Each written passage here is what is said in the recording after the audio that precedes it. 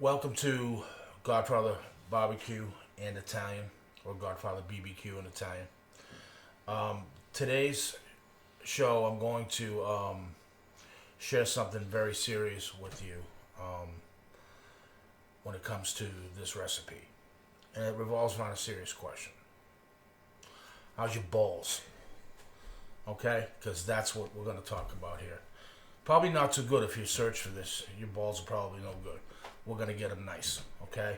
So, along with meatballs and Sunday gravy, those are the two most common things I get asked. I'll give you a quick background. There are a few recipes that we're going to be doing that are that have a couple different versions. One being Italian. My mother and grandparents and my aunts and uncles were off the boat. My mother was born in Italy. She came over on the last trip before the Andre Doria sank.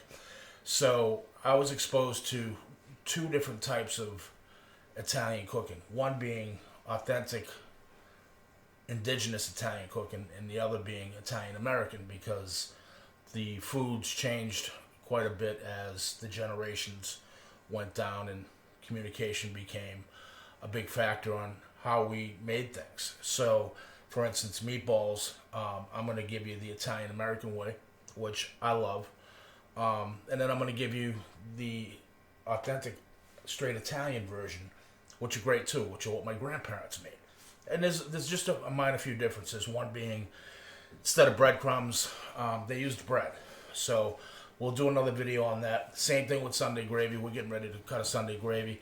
There's a couple of different versions, an Italian American version and an authentic, again, straight from Italy version that I was exposed to. And there's so many different versions of all of these recipes, and that's what makes it wonderful. Okay, so today we're going to start with the traditional Italian American meatball.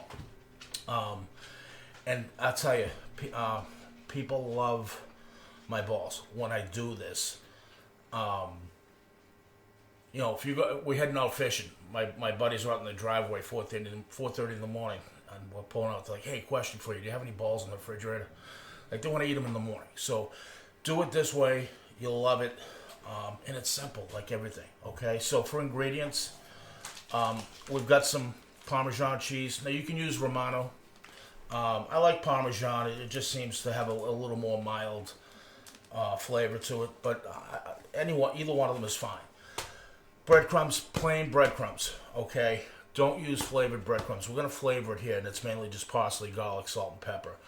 I find the flavored breadcrumbs, the Italian flavors, make it taste kind of tinny. Something like you'd get in a Subway sandwich meatball. You don't want that. Okay.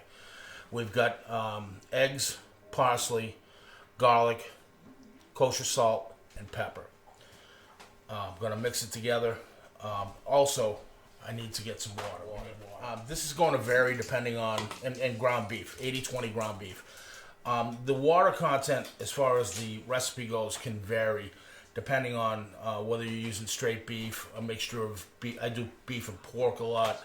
I go back and forth, but any of these meats, beef, pork, veal combination, either one of them, they all work great. But textures will change, so moisture is important when it comes to having that moist meatball everybody's looking for. The biggest problem I hear about people making meatballs is they dry them out.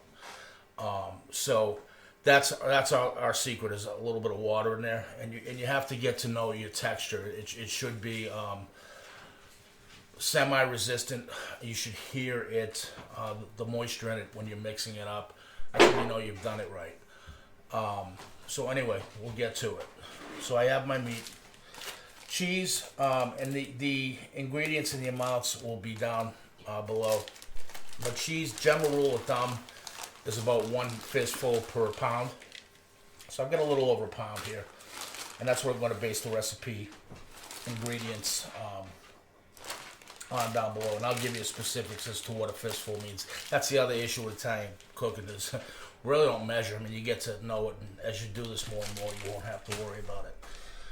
Breadcrumbs, general rule of thumb is a half cup per pound. Again, doesn't mean it's going to be right, but start there. You won't get hurt that way. If you need to add more at the end, if it's too moist, you add breadcrumbs. If it's too dry, you add some more eggs or some more water. I have 2 small eggs, again, because it's a little over a pound I'm dealing with here. Your average rule of thumb is one egg per pound, okay? So, a couple of eggs there. Parsley, flat leaf, Italian parsley, if you can get it. If not, the curly's fine. It just doesn't have as much flavor. And I'm going to say it's probably, I don't know, half a cup full, but again, I'll put the specifics down at the bottom. I've got about 3-4 cloves of finely chopped garlic. Make sure you use this, and you can use I use a garlic press every once in a while too, if I'm feeling lazy. But the chopped is nice too, but some people don't like that to bite into, and if you chop it good enough, you won't.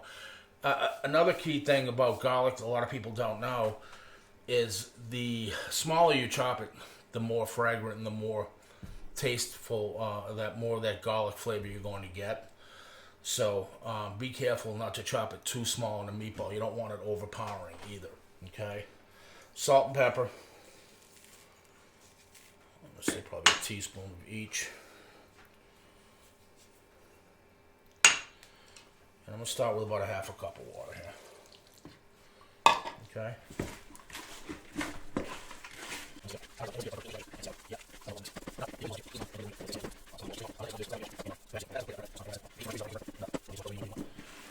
Okay, so you don't want to kill these with over mixing them. You know, just because otherwise they'll be tough. You'll melt all the fat down with the heat of your hands. So that's it. Now, cooking these, as far as the way we use them, or 99% of what people are going to do with this, is probably put it in a sauce or gravy. Another debate we'll get into when we make our gravy. You can fry them. My grandparents used to just put them raw in the sauce, and that's how I grew up. Actually, my mom did that too. Never fried them. I get into frying them because they do have a different texture, different taste. You can bake them. You can cook them. My wife likes to have them fried up without sauce and just have them as a snack. Make them smaller, cook them through, fry them. But again, we'll get into that when we make the gravy. But that's it. It's that simple. 3 minutes, 4 minutes, whatever it was. I just made meatballs. You can do the same thing, but they're going to be nice balls. We'll see you next time.